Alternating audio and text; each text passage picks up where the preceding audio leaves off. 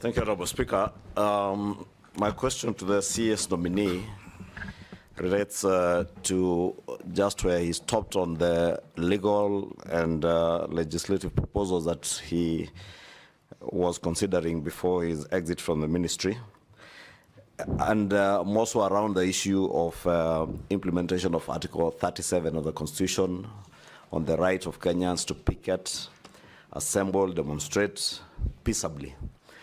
And CS, you have seen in the recent past a lot of confrontations between members of the public and the police.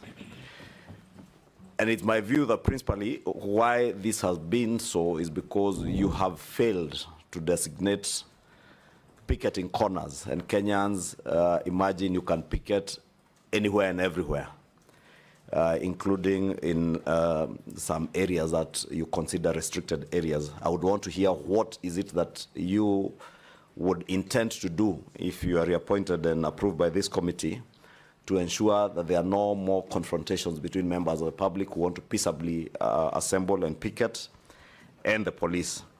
Two, there seems to have been a complete breakdown in administrative and security structures in the country.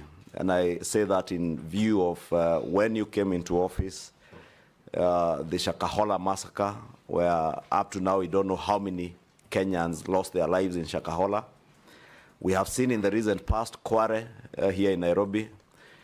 In a country like ours, how is it possible where you have chiefs, assistant chiefs, nyumba kumi, and all the structures and security and administrative structures that we have, that 20, 40 people can be killed around one small area like Kware, in the full view of the security and administrative structures without government coming to know. And the same thing happened to Shakahola. And I would want to hear what is it that you would intend to do to make sure that there is restoration of administrative and security structures right at the village level to secure our country. Mr. Speaker, sir,